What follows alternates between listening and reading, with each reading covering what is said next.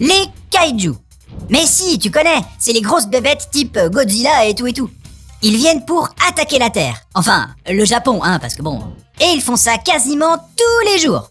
Alors, pour les combattre, il existe les forces de défense, et depuis qu'il est gosse, Hibino Kafka rêve d'en faire partie. Sauf que, il a jamais réussi les examens et, à 32 ans, il balaye les rues et les nettoie des cadavres provoqués par ses strums. Mais un jour, Kafka, comme de par hasard, va muter à cause d'une espèce de bestiole qui va le parasiter. Il va alors devenir un être mi-homme, mi-kaiju, hyper balèze. Son nom de code, Kaiju Hachigo, ou Kaiju Number 8, ou même numéro 8. Tu dis comme tu veux, on n'est pas chiant. Alors là, mon pote, si tu veux entendre parler d'un manga à succès, tu vas être servi. Au Japon, le Kaiju Hachigo de Matsumoto Naoya a juste réussi l'exploit de vendre plus de 4 millions d'exemplaires en 3 tomes seulement.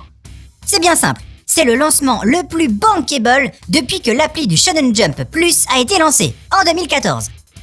En France, Kazé a senti le coup venir et a également fait de ce manga le plus gros lancement de son histoire avec un tirage initial de 250 000 exemplaires. Et une grosse com, notamment avec la big affiche de la BNF, la Bibliothèque Nationale de France. La série a aussi terminé 3e au Kono Mangaga Sugoi 2022. Avec ces infos, tu vas pouvoir briller en société. Moi, je te le dis.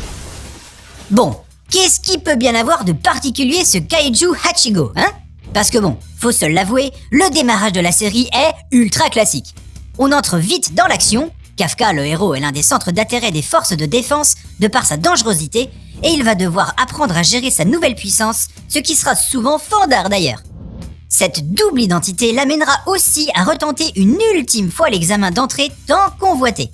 Le rythme est bien géré par le mangaka, le dessin global a de la gueule, notamment grâce aux assistants brillant chacun dans leur spécialité, les persos sont attachants, surtout le héros, le trentenaire dépassé. Tout ça rend la lecture facile, plaisante et addictive. Ça sent l'hommage à Ultraman, héros hyper populaire au Japon, et l'avenir de cette série semble radieux. La note de Manga News, 17 sur 20. Et si tu veux une nouvelle dose de kaiju, va donc lire Ultraman, Asadora, Monster Kinématographe. Sincèrement, avec quelques dizaines de mètres supplémentaires, je pense que je ferais un excellent kaiju. Pas assez vénère, mais ça se travaille. Allez, prends soin de toi, je compte sur toi et surtout, continue de suivre la voie du manga.